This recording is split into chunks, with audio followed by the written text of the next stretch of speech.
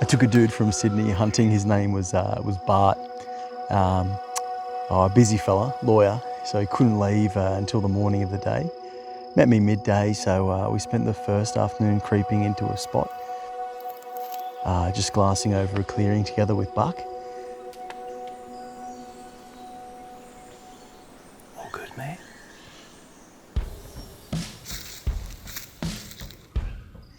We spooked a couple deer on the way in, and he struggled to find a fallow in the scope, which was really difficult because it was through all this dense scrub. You know, I was lucky enough to see it.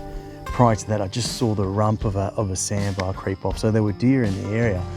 But by the time we got into this clearing that we were supposed to sit and wait until sunrise, our wind was just everywhere. It was forward, it was back, it was wafting around, you know, and unsurprisingly, nothing came out into the clearing or even meandered behind the tree lines of the surrounds.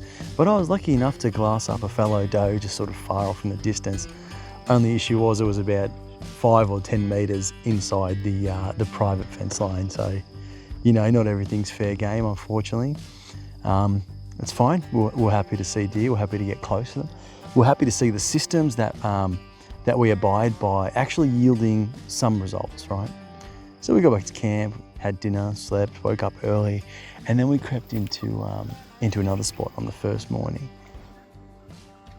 Buck pricked his ears up and started getting a bit antsy, so we knew that there was an animal around.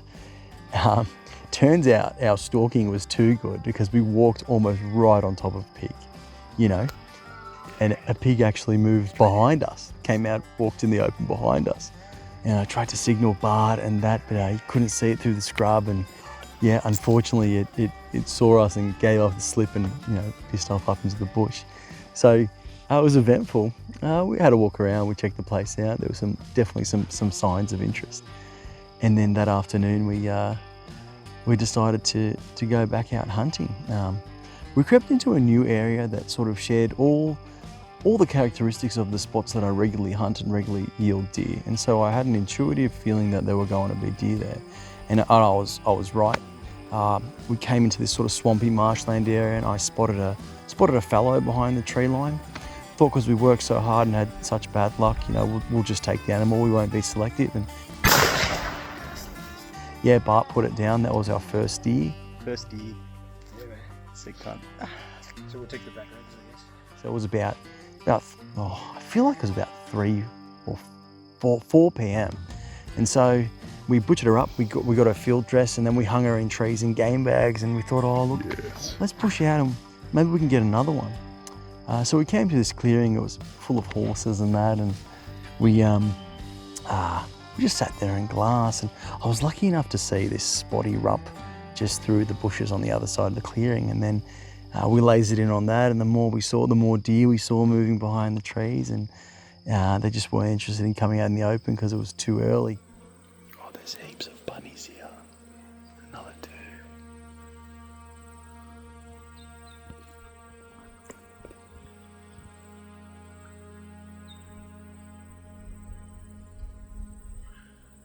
You're seeing it through the trees now, eh? They sort of moved down this creek line to where it was kind of a do or die moment. Like if we wanted to shoot one of these deer, we would have had to do it then, or they would have slipped down the creek and then caught our wind behind us. So I left the call up to Bart. He decided he wanted the deer, so he got his commando going, crawled up, you know, intercepted them as they came down the creek, and then he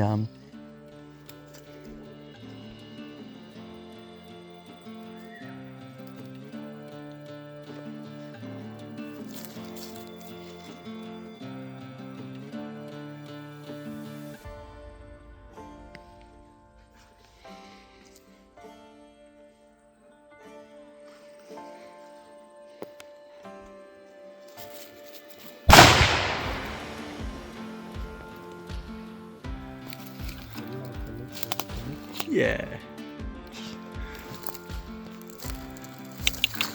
Oh. Yeah, he took another one out, so it was a bit of a high five moment, and you know, it was great. I mean, 2 deer in one afternoon, his first 2 deer on the same day. 2 deer in an Arvo.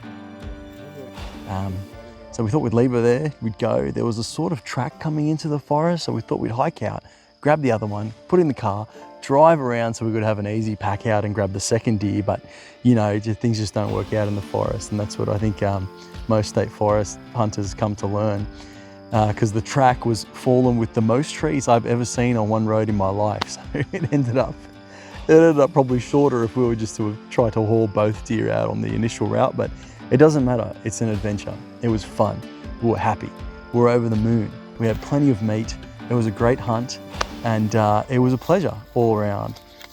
So Bart, again, you know, I wanted him to stay. I wanted to do some more hunting with him, but he said he was satisfied, and you know, just like the previous client Will, he was happy to leave early and enjoy his victory drive home, and that's what he did. So Bart, thank you so much, mate. I had a great time. I'm so happy that you're hooked on the sport now, and I hope you make time to do it a lot more. For anyone else that's watching this video, feel free to get in touch. I'd likely love to take you hunting. Take it easy, everyone, and happy hunting.